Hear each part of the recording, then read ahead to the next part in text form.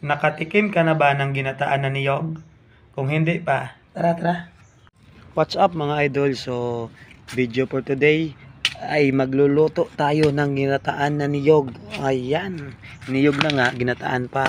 So, ito yung gagamitin natin mga idol, yung may tubo ba? O tubuan o bukag dito sa amin. Ito yung lulutuin natin yung laman nito. Bali, gagataan natin. So, syempre, balatan muna natin ito at kukudkurin.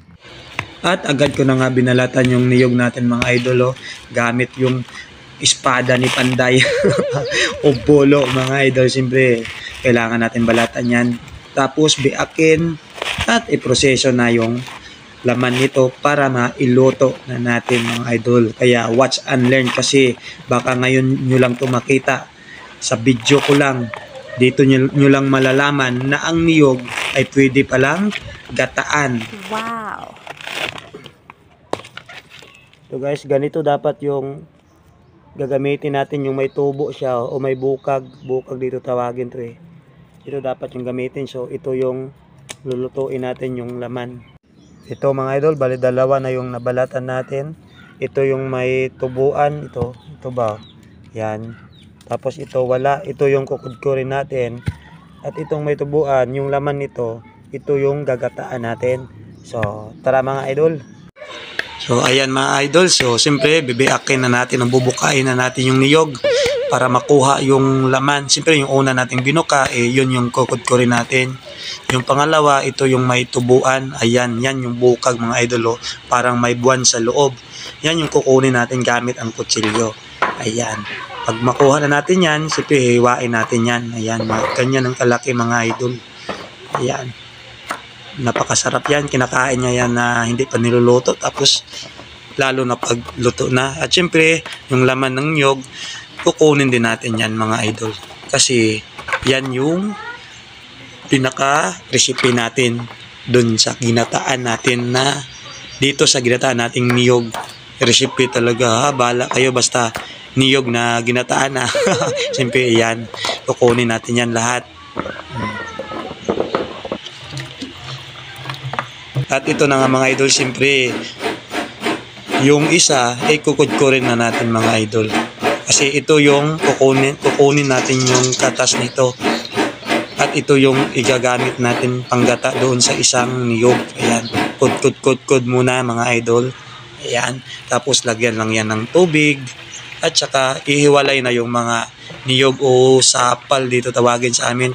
Basta yung niyog, basta makuha na yung pipigain lang at kung makuha na yung katas niya, yung gamitin. At naghiwa na rin ako ng sibuyas at bawang mga idol. Ito lang yung pangsahog natin, pangdagdag, pampalasa. Wala kasi tayong luya ngayon eh. So ito na lang muna, okay na to. At ilagay na natin mga idol sa kaldero. Yan, ilagay na natin yung bukag at saka niyog para ready na yan lutuin. At i-direct na natin to mga idol. Ilagay na natin yung sibuyas at saka bawang para diretso na. At saka yung gata mga idol. Ayan, puting-puti. Ayan. At naka-ready na rin yung kalan natin mga idol. At may apoy na rin. So pakuluan na lang natin. Ang lakas ng apoy. Kasi nga niyog yung niluluto natin. Niyog din yung panggatong natin. Baon ng niyog at saka sikap ng niyog. At saka may paklang yan. O diba? Puro niyog lahat. Pati yung ilong ko, niyog din. Paklang. So, ayan mga idol, kumulo na. So, lalagyan na natin ng panglasa yan. Lagyan natin ng asin. Take note lang mga idol yung gagamitin yung asin, yung kulay puti at saka maalat. Siyempre, lagyan din natin ng bitchin yan mga idol. Magic sarap sana, kaso wala tayong magic sarap. So, bitchin na lang muna yung gagamitin natin. Yung kulay puti din mga idol, hindi yung shabu ha.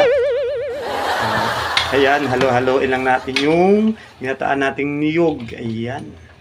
So, 5 minutes idol at pwede na to. At matitikman na natin ang ating niluluto.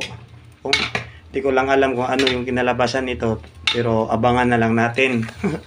At ito na nga mga idol. So, lalagay na natin sa malukong yan. O mangkok at titikman na natin. Wow! So, tikman natin to. Wow!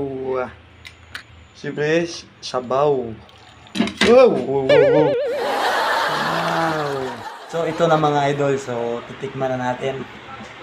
Siyempre, tikman muna natin yung sabaw.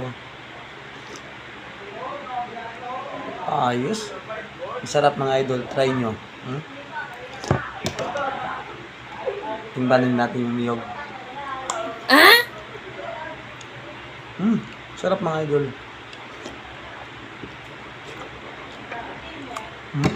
Puting-puti mga idol, oh. Sarap. Wow.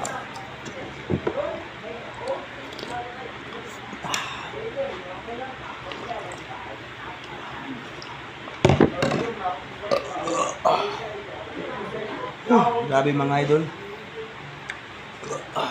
Ang busog. So try nyo mga idol. Ang sarap.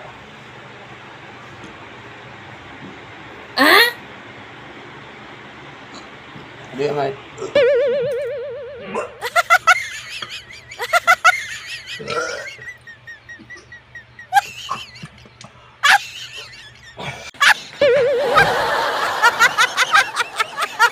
Ayun yung mga idol.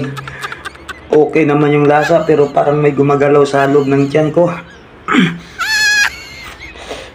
Kaya babala lang. Huwag nyo po itong gagayahin kung ayaw nyong mapahamak. Content pa more.